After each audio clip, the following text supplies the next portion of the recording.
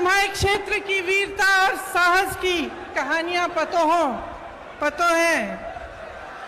इतने दूर दूर से आई मेरी बहनन और भैया, आप सब लोगों का धन्यवाद।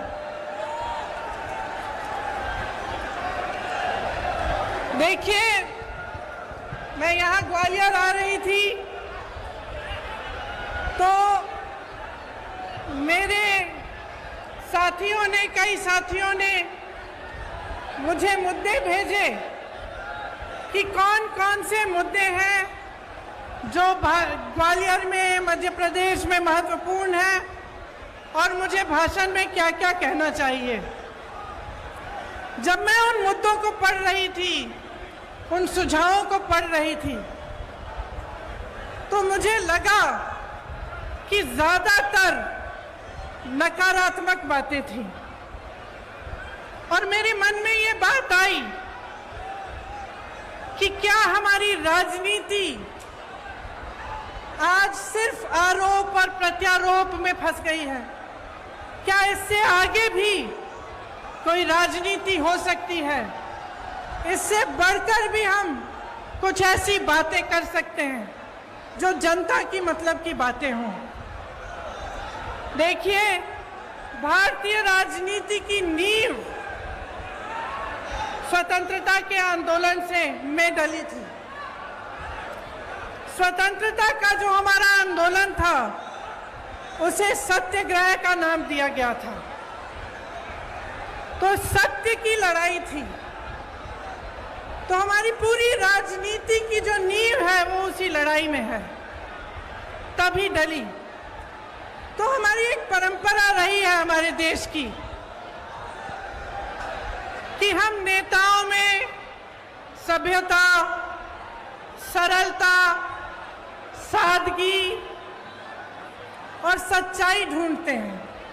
हम चाहते हैं कि ऐसे नेता हो जिनमें ये स्वभाव हो और किसी के आधार पर दर्शकों के लिए हमारी राजनीति चली। लेकिन आज परिस्थितियां बदल गई हैं।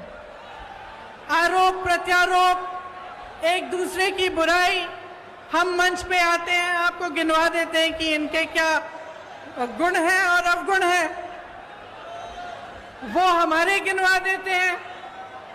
और मुझे अक्सर लगता है कि इस बीच जो जनता के असली मुद्दे हैं वो डूब जाते हैं। आजकल शोहरत, बड़े बड़े बिजनेस वालों को देश की संपत्ति सौंपने की राजनीति, अहंकार की राजनीति चलती है। मैं भी जब यूपी गई तो मेरे साथियों ने बोला, दीदी बड़ी गाड़ी में बैठो। मैंने कहा क्यों? कहते भोकाल होना चाहिए। तो आजकल भोकाल की राजनीति है, शान शोहरत की राजनीति है और कहीं पे बीच में जो जनता की समस्याएं हैं, जो सत्य है इस देश का, वो डूब रहा है। यहां खड़े होकर ये कहना बहुत आसान है, दूसरों की आलोचना करना बहुत आसान है। आखिर राजनीतिक सभ्यता को कायम रखने की सबसे बड़ी जिम्मेदारी किसकी होती है? प्रधानमंत्री की ही होती है। लेकिन 2 दिनों पहले की बात है, विपक्ष की बहुत बड़ी मीटिंग हुई। तमाम विपक्षी दल के बड़े बड़े वरिष्ठ नेता आए। उसी दिन या अगले दिन प्रधानमंत्री जी का एक बयान आया और इस बयान में उन्होंने कहा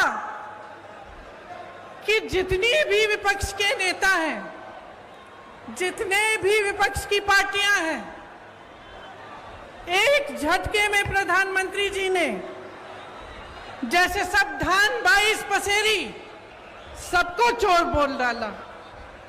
इतने वरिष्ठ नेता, अपने अपने प्रदेशों के प्रतिनिधि, बड़ी बड़ी पार्टियों के नेता, जिन्होंने आजीवन देश के लिए संघर्ष किया, जिनका देश प्रदेश में आदर है, जो जनता के मुद्दे उठा कर आगे बढ़े राजनीति में, उनका इस तरह का अपमान प्रधानमंत्री जी ने खुद कर दिया। और दूसरी तरफ देखिए, मणिपुर में 2 महीनों से पूरा प्रदेश जल रहा है, घरों में आग लगाई जा रही है, मार काट हो रही है आपस में। के लिए बस इतना ही। बने रहे इंडिया न्यूज़ प्राइम के साथ। धन्यवाद।